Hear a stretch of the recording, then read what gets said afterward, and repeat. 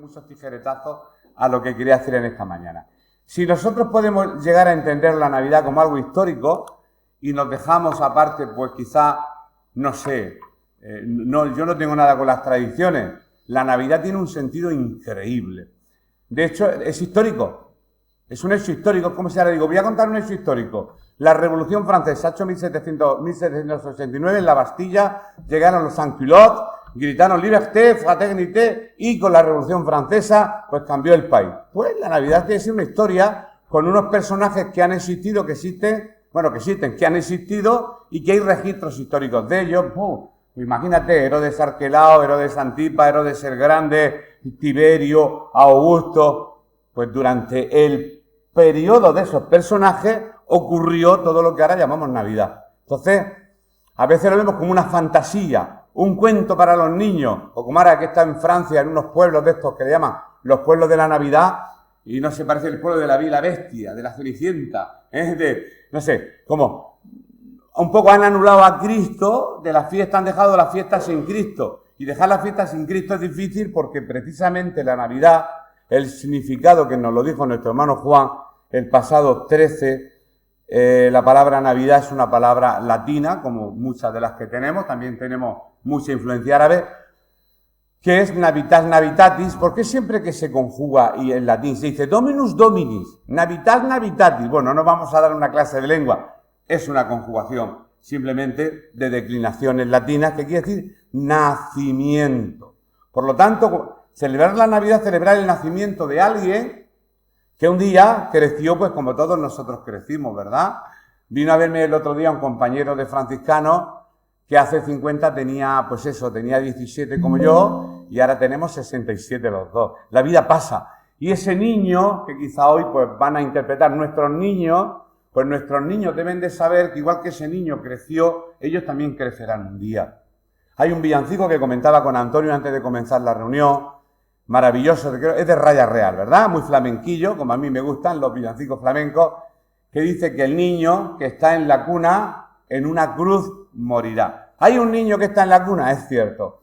Eso alegra el corazón y la Navidad, es cierto. Pero ese niño crece, porque nadie está estático, todos crecemos. Y un día en la cruz lo crucificaron y murió por cada uno de los que estamos aquí. Así que en esta mañana, brevemente, quiero dar eso, como he dicho, algunas pinceladas al cuadro, a ese cuadro que ya conocemos, bueno, lo tenemos archisabido, pero no siempre conocemos todos los huecos de la palabra de Dios y de la historia para poder enriquecernos en esta mañana.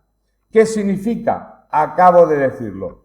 No voy a entrar en esos detalles que se hacen siempre para polemizar. Ahora entráis en Facebook o en Instagram y demás, y está la típica persona polémica, los negacionistas, los otros y todos los grupos que van surgiendo para enturbiar un poco lo que es la Navidad. Y el pueblo de Dios tiene la obligación no de enturbiarla, sino de aclararla y dejar bien claro los detalles. ¿Y esto qué significa, esto verde que tengo yo en el púlpito? Por favor, no entremos en cosas que no tienen importancia ninguna. El significado en sí, concreto, lógico, central, el que palpita en los corazones de un creyente cuando llega la Navidad, porque se está celebrando una nativitas, una nativitati, un nacimiento. ¿Quién nació? Pues lo sabemos, Jesucristo. Yeshua Aben Pandera, su nombre entero, por si no lo sabe la gente. Quizá a lo mejor eso no se predica en las iglesias, pero pensamos que nada más que tenemos apellidos nosotros. Los orientales también tenían apellidos. Lo repito, Yeshua Ben Pandera. Ese era el nombre de nuestro Señor Jesucristo. Nombre y apellido. Y podéis buscarlo, que no miento. ¿Jesús nació en Belén de Judea? Sí, eso nos lo dicen las Escrituras. Lógicamente, no podemos añadir mucho en esta mañana, como he dicho, porque este cuadro ya está muy pintado, pero voy a intentarlo. Y yo lo que he hecho en esta mañana, simplemente, pues es decir, que el nacimiento de aquel muchacho, de aquel niño, que fue prodigioso, especial, milagroso, que Dios, Padre, protegió y preservó hasta el último detalle la vida de Dios Hijo. Dios Padre protegiendo a Dios Hijo. Sí, vamos a ver. Las Escrituras se cumplieron. Si es que podemos demostrar la existencia de un nacimiento de Cristo sin necesidad de recurrir no sé, a los cuentos navideños, si es sencillo, si es histórico, si es real. Es como si se estuviera contando la historia de algún personaje histórico. Es lo mismo, es exactamente igual. Hay que añadir esa dosis de fe del cristiano cuando digamos que un ángel se le aparece en sueño a José. Claro, eso hay que creérselo. ¿Por qué? Porque cuando decimos ángel aquí, pues nos viene un niñito volando de color blanco. Y como la Iglesia a veces no tiene un concepto claro de lo que es un ángel, pues le cuesta trabajo entender, le cuesta mucho trabajo entender eso. Cuando Jesús nace había un emperador. Cuando Jesús nace había un rey llamado Herodes el Grande, hijo de Antípatro y de Cipro. Su madre, una reina nabatea. ¿Dónde están los nabateos? Lo que actualmente es Petra, en Jordania. ¿Su papá de dónde era? De Judea, de Idumea. ¿Qué era Idumea? Tierra de Edom, de los descendientes de Saúl. Ahí vivían los papás de Herodes. Y el padre que quería que el niño subiera al trono se convierte al judaísmo, y entre judíos y romanos ahí colocan a un rey que tenía una mezcla étnica. Como aquí cuando yo hablo en las clases con niños que son gitanos, le digo, ¿tú eres gitano puro o eres mixto? Dice, no, maestro, yo soy mezclado. Mi madre es paya y mi padre es gitano. Mezclado, ¿no? Pues Herodes, el Grande, tenía una raza mezclada. Era mestizo. Su papá era idumeo y su madre era nabatea, princesa árabe de Petra, Jordania. Y su papá, sí, judío, cierto, pero era, ¿verdad?, sanguinario, como él solo. ¿Qué se dice de Herodes I? Pues de Herodes I se dice que habían personas en su reinado que decían, prefiero ser un cerdo en la corte de este rey que ser un ser humano. Porque por lo menos los judíos respetan a los cerdos, pero a los seres humanos, si a su hijo primogénito lo mató, y después mató a un segundo hijo, mató a esposas. Él quería solamente poder. Fue uno de los reyes más sanguinarios que tuvo lo que fue Israel.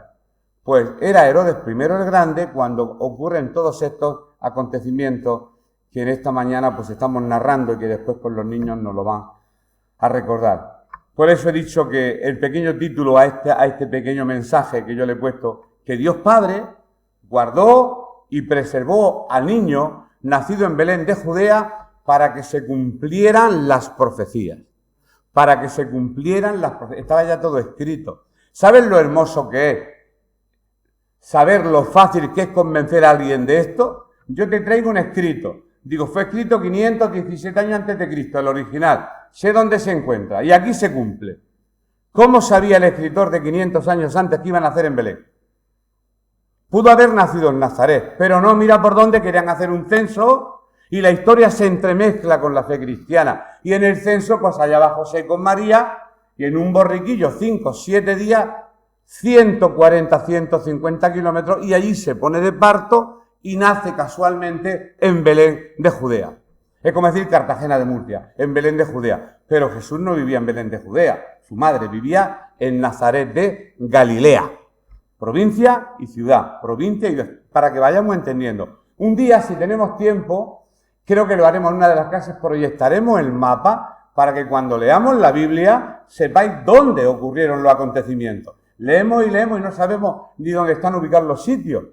¿Verdad? Yo te digo Alicante, a que en el mapa tienes dónde está Alicante. La Coruña, ¿lo tienes en la mente dónde está más o menos La Coruña? Así. Sevilla también, ¿verdad? Las Islas Baleares, hombre, por Dios, las Islas Baleares, Ibiza, Mallorca, ahí abajo, al lado de África. Esas cosas, pues lo mismo, porque nuestra fe cristiana ocurrió en un lugar geográfico con coordenadas. Y qué mejor que un cristiano conozca dónde ocurrieron estos acontecimientos históricos. ¿Cómo guardó Dios y preservó a Jesús desde su infancia? Aquí ya entra la fe, que no la historia. Mediante revelaciones a José el sueño. José, el gran olvidado. El padre putativo. No el padre biológico de Jesús. José, que solamente se le tiene ahí en el Belén con la varica así. Ahí tenemos a María, al niño, al buey, la mula y la estrella. Y los reyes viniendo para allá. Eso es lo que conocemos por la Navidad. Pero realmente José fue uno de los mayores protagonistas de la historia de la Navidad. ¿Por qué? Muy sencillo. Se entera de que su novia, pedida, la petición, como el pueblo gitano se piden, estaba pedida. Pues cuando estaba pedida se entera que está encinta, tenía 2 opciones.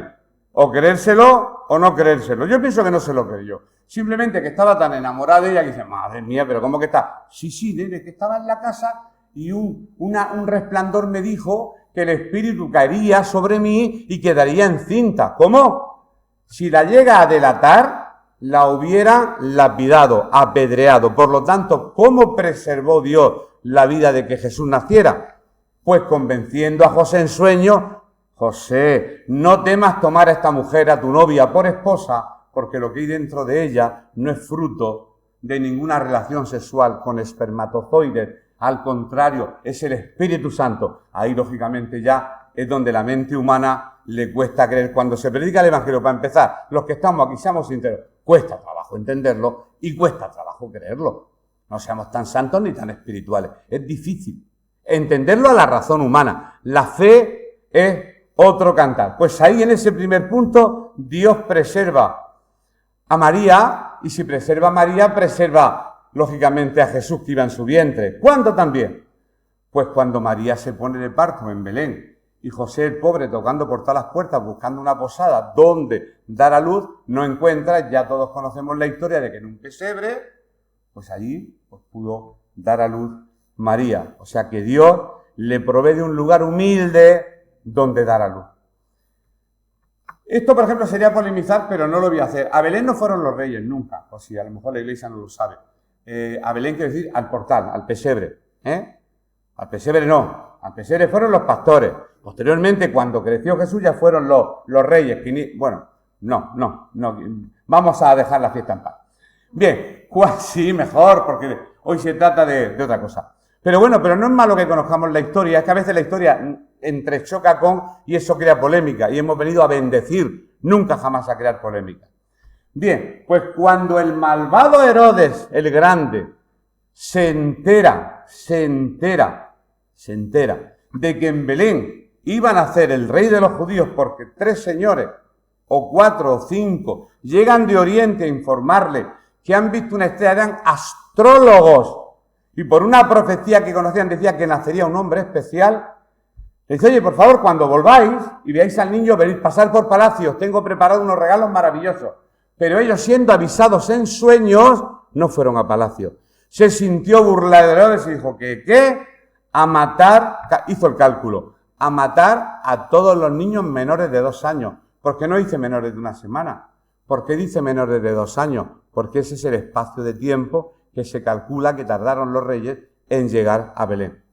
Iglesia, vamos a entender un poquito los tiempos y entenderemos mejor la Navidad.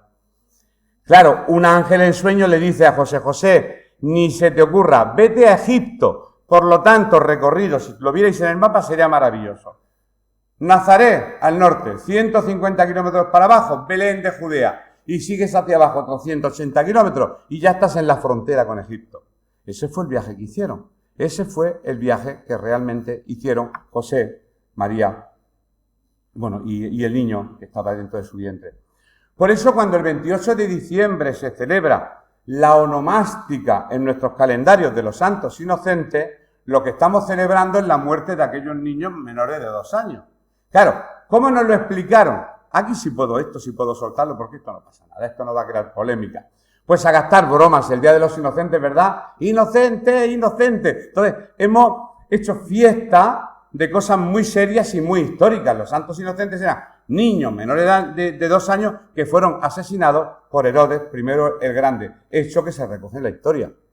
El Día de los Santos Inocentes es el día del asesinato de muchos niños. ¿Os dais cuenta? Por eso a veces, por tradición, pasan los años, celebramos fiestas que no tenemos ni idea ni de dónde vienen. ¿Pero dónde va Vicente? Pues dónde va la gente. Y todos nosotros, pues seguimos el ritmo de la sociedad. Y tenemos que entender lo que hacemos, por qué lo hacemos y realmente la historia, simplemente. Yo no me meto con la fiesta porque a mí las bromas me gustan. Bien, ha leído un texto nuestro querido hermano Ramón. Yo voy a leer otro, José, el único que voy a leer, en Mateo 2, del 13 al 23. Después que partieron ellos, los magos, partieron de palacio. He aquí un ángel del Señor aparece en sueños a José y dice, levántate y toma al niño y a su madre y huye a Egipto y permanece allí hasta que yo te diga, porque acontecerá que Herodes buscará al niño para matarlo. Y él despertando tomó de noche al niño y a su madre y se fue a Egipto y estuvo allá, hasta la muerte de Herodes, el grande. Cuidado que después tendrá 3 hijos que también se llamarán Herodes como el padre. Arquelao, Filipos y el otro no me acuerdo cómo era. Antipas. Herodes Antipas, Herodes Filipo y Arquelao. Eran los 3 hijos de Herodes. Para que se cumpliese lo que dijo el Señor por medio del profeta cuando dijo, de Egipto llamé a mi hijo. Todo lo que vamos a leer en este texto es profecía bíblica. ¿Por qué dijo Oseas? De Egipto llamé a mi hijo, porque Jesús estuvo en Egipto. ¿Y cuánto tiempo antes de que naciera Jesús lo había escrito eso Oseas? 600 años antes. Estos son demostraciones, no espirituales, no hay que sentir sensaciones, demostraciones históricas de que lo que queremos los cristianos con respecto a la Navidad es cierto. Herodes entonces, cuando se vio burlado, ya se me ha ido, aquí lo tengo, Herodes cuando se sintió burlado por los magos se enojó mucho y mandó a matar a todos los niños menores de 2 años que había en Belén, 28 de diciembre, los santos inocentes, y en todos sus alrededores, conforme al tiempo que había inquirido, averiguado, de los magos. Entonces se cumplió lo que fue dicho por el profeta Jeremías. ¿Ves? Se cumplió otra profecía, lo dicho por el profeta Jeremías. Voz fue oída en Ramá, grande lamentación, lloro y gemido, Raquel que llora a sus hijos y no quiso ser consolada porque perecieron. Segunda profecía que se cumple. Tercera. Pero después de muerto Herodes, porque un ser de esa calaña no podía vivir mucho tiempo, he aquí un ángel del Señor, fe, aquí hace falta fe, aparece en sueños a José en Egipto y le dice en Egipto, vamos a estar mirando para acá, los niños ahora saldrán, levántate, toma al niño y a su madre y vete a tierra de Israel, porque han muerto los que procuraban la muerte del niño. Entonces, él se levantó, tomó al niño, a su madre y vino a la tierra de Israel. Pero oyendo que Arquelao, hijo de Herodes, reinaba en Judea en lugar de Herodes su padre, tuvo temor de ir allá, pero avisado por revelación, en sueño, fe, historia, se va mezclando. Vino y habitó en la ciudad que se llama Nazaret para que se cumpliese la profecía. ¿Cómo se le llama a Jesús? ¿Jesús el cartagenero? No, Jesús Nazareno. ¿Y por qué a Jesús se le dice Jesús Nazareno? Porque era de Nazaret. ¿Y por qué se va a Nazaret? Porque la historia se entremezcla, señores. Porque cuando el ángel le dice vuelve, se entera de que Arquelao, un hijo de Herodes más sanguinario que el padre, gobernaba en Judea. Y dice, ¿a Belén de Judea? No, yo me voy a Nazaret de Galilea. Y ahí es donde se cría Jesús de niño, en Nazaret de Galilea. Por lo tanto, todas las profecías se van cumpliendo porque Dios Padre está protegiendo a Dios Hijo para que el niño pueda nacer en Belén. Por lo tanto, lo que creemos, no lo creemos por, ¡hala! Vamos a creerlo. No, porque tenemos datos históricos, arqueológicos, científicos, políticos y de fe. Tenemos muchos datos para creer lo que estamos creyendo. Y podemos decirlo con énfasis y creyéndolo. Y no nos avergonzamos de creer en este Cristo y le alabamos y levantamos nuestras manos y decimos, Dios eres grande, porque hay datos. Hay datos. Hay un libro que siempre repito y tenéis que comprarlo, no me llevo ni un céntimo. Evidencia que exige un veredicto, de Josh McDowell. Hay tantísima evidencia de que lo que creemos los cristianos es cierto, que decir no, eso sería un suicidio intelectual. Un suicidio intelectual. Ante tanta evidencia no tenemos otra opción que escoger la verdad. Y la verdad se llama Jesucristo. Pues resumiendo, y ya dejamos a los críos, Dios Padre preserva a Dios Hijo por sueños, por un lado, y por otro lado, para que se cumpliesen las Escrituras, trastocando la historia. Trastoca la historia. Coloca quita coloca al otro, y quita de más allá. Y se cumplieron muchas profecías, no hace falta proyectarlas, se cumple la profecía de Oseas 11.1, que la he dicho, y se cumplen otras muchas profecías. No hay mucho más que decir, pero sí decir que cuando muere Herodes, se queda su hijo Arquelao en Judea, y a Belén no se marcha ni de broma, se queda Herodes Antipas, el que le corta el cuello a Juan el Bautista, y se queda Herodes Filipos, el que edifica, ¿os acordáis los que viajamos a Israel? Cesarea de Filipos. Y Herodes el Grande construye Cesarea Marítima. ¿Y qué ocurre en Cesarea Marítima? Que se encuentra en el año 1961 una estela arqueológica donde pone por primera vez en la historia Pontius Pilatus Praefectum Romae. Poncio Pilato, prefecto de Roma. Hasta el año 1961 nadie sabía nada de Poncio Pilato. Mira por donde la arqueología, que no la fe, descubre que los cristianos seguimos creyendo la verdad. Poncio Pilato existió. Y de la misma manera que la arqueología corrobora nuestra fe y la historia, realmente, hombre, la fe, una vez que depositas la fe en tanta evidencia, es cuando lógicamente nacemos de nuevo y viene esta nueva vida en Cristo. Así que lo que los niños van a intentar en esta mañana representar, pues tiene que ver con el nacimiento de este muchacho que un día se hizo hombre y que entregó su vida por cada uno de los que estamos aquí. Así que hasta aquí.